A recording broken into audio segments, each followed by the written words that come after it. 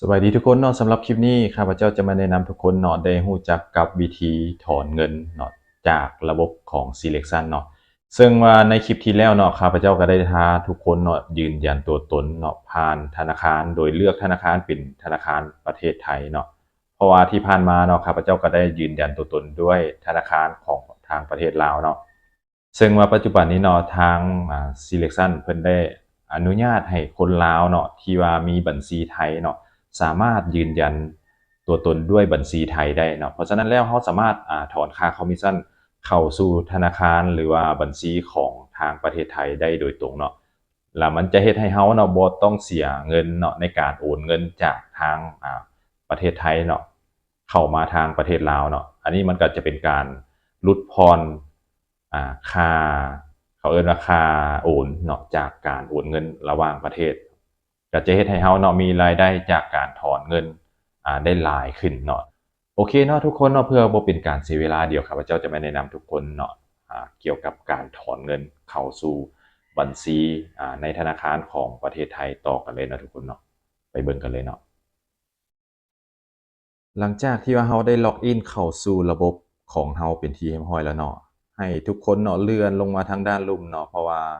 เงินของเราจะอยู่ทางด้านลุ่มเนาะเงินที่ว่ารายได้ที่ว่าเราจะถอนเนาะเห็นบ่ทุกคนเนาะอันนี้ข้าพเจ้ามีเงินค่าคอมมิชชันที่ว่าสามารถถอนได้อยู่ตอนนี้คือ31,100บาทเนาะหรือว่า31,100บาทเนาะก่อนอื่นเนาะให้เรากดปุ่มสีแดงๆเนาะที่เขียนว่าโอนเข้าเงินของฉันเนาะ เราจะต้องได้ย้ายเงินค่าคอมมิชชันเงินคอมมิชชันที่ว่าเราสามารถถอนได้เนาะมาไว้ในกระเป๋าเงินของฉันก่อนเนาะก็คือเงินของฉันเนาะให้เราไปกดเลยเนาะทุกคนเนาะกดเข้าปุ่มแดงๆเนาะโอนเข้าเงินของฉันเนาะกดปึ๊บเนาะและอยู่ในที่นี้เนาะเพิ่นจะระบุไว้ว่าค่าคอมมิชชันของเราที่ว่าเรามีหั้นน่ะ31,100บาทเนาะแล้วก็อยู่ในนี้จะมีค่าดำเนินการ อ่าตัวนี้เป็นคันคิดเป็นเปอร์เซ็นต์ก็คือ7%เนาะ7%เนาะในการค่าดำเนินการในส่วนนี้เนาะ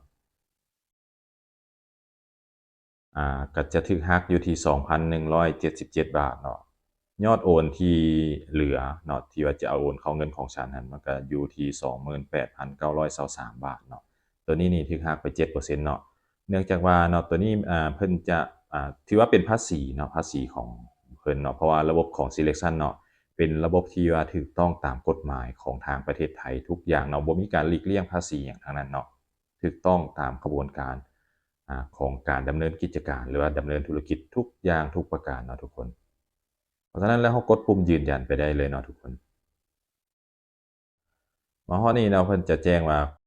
คุณได้ทำการยื่นเรื่องโอนค่าคอมมิชชันเข้ากระเป๋าเงิน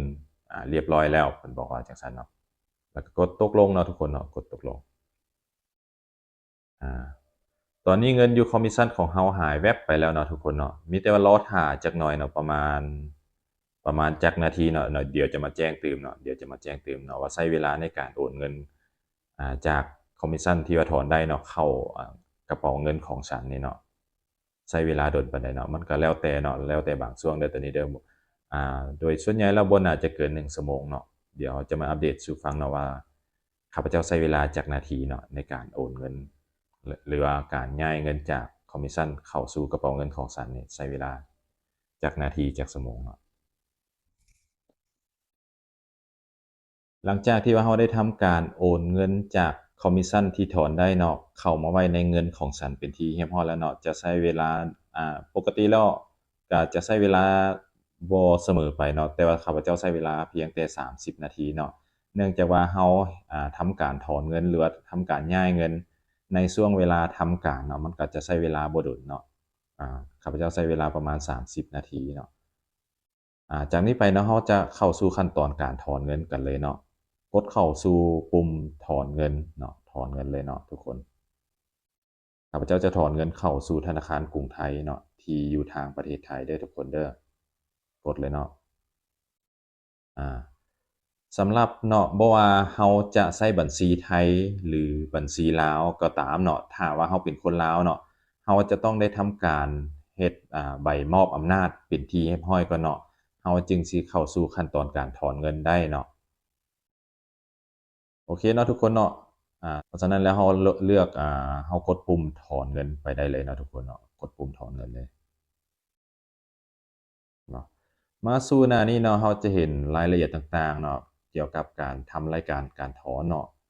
เพิ่นจะทำการถอนเงินเข้าสู่บัญชีธนาคารกรุงไทยชื่อนี่ๆๆๆเนาะเป็นสกุลเงินบาทเนาะจำนวนเงิน2,80028,923บาท อยู่ในที่นี้จะมีหักณที่จ่ายอีก3%เนาะตัวนี้เป็นค่าธรรมเนียมเนาะค่าธรรมเนียม3%เนาะแล้วก็มีค่าธรรมเนียมในการถอนนี่ตัวนี้จะ0 บาทเนาะเพราะว่าบริษัทเพิ่นอนุญาตให้ถอนเนาะเดือนหนึ่ง2ครั้งเนาะจะบ่มีค่าธรรมเนียมในส่วนนี้เนาะแต่ถ้าว่าถอนเกิน2ครั้งเนาะเขาจะได้เสียค่าธรรมเนียมเพิ่มก็คือ35 บาทต่อครั้งเนาะ จำนวนเงินเนาะทั้งหมดคือ20,000หลังจากหักค่า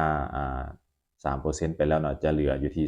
28,000กับ55บาทจุด31เนาะโอเคเนาะเราสิทำการถอนเลยเนาะเดี๋ยวเราเบิ่งนำกันเนาะว่าจะใช้เวลาเป็นมื้อบ่หรือว่าภายในมื้อนี้เงินก็จะเข้าสู่บัญชีเนาะเพราะว่าเราถอนเงินเข้าสู่บัญชีธนาคารไทยเนาะมันจะใช้เวลาสั้นกว่าอยู่แล้วเนาะเพราะว่าเราจะบ่ได้เสียเวลาในการโอนเงินข้ามประเทศเนาะ กดถอนกันเลยเนาะทุกคนอ่าตอนนี้เรียบร้อยเนาะกดตกลงเลยตอนนี้เงินหายแวบไปหมดแล้วเนาะทุกคนเนาะตอนนี้เรามาเช็กเบิ่งสถานะของการถอนเนาะก็คือเข้ามากดเมนูเนาะแล้วก็กดใส่รูปเราอยู่ทางด้านลุ่มเนาะมันจะโชว์เมนูต่างๆเนาะแล้วให้เราเข้าไปหา Payout เนาะ Payout กดปึ๊บเนาะตัวนี้ยอดอ่า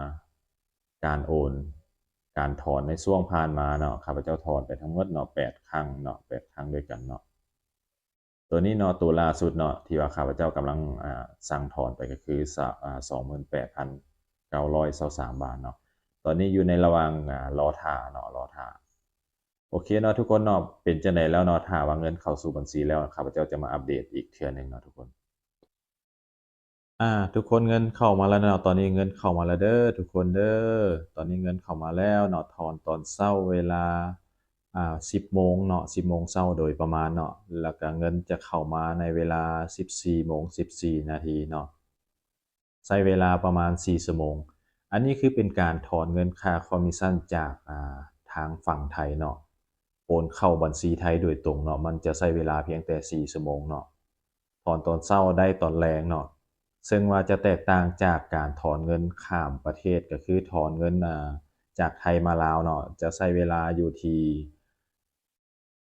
ไวที่สุดก็คือ2มื้อเนาะถอนมื้อนี้ได้มื้ออื่นเนาะแต่ว่าเราถอนโดยตรงจากไทยไปไทยเนาะมันจะใช้เวลาเพียงแต่3-4ชั่วโมงเท่านั้นเนาะอันนี้คือข้อสะดวกอีกอย่างหนึ่งก็คือเราสามารถถอนเงินได้ไวแล้วก็สามารถถอนเงินได้หลายกว่า ปกติเนาะเพราะว่าเราบ่มีค่าโ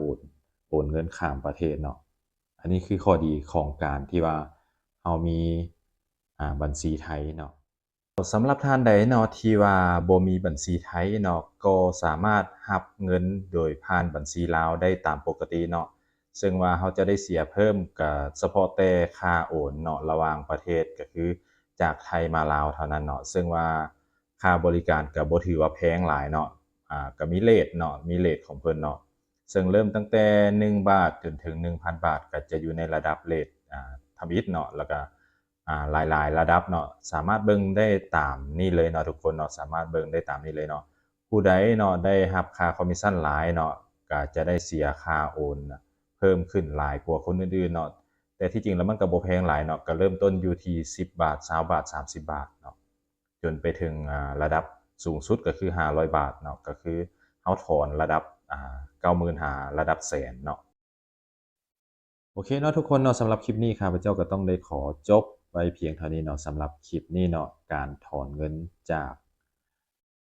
ระบบของ Selection เข้าสู่บัญชีของธนาคารเนาะซึ่งเป็นธนาคารอยู่ทางฝั่งประเทศไทยนั่นเองเนาะขอขอบใจ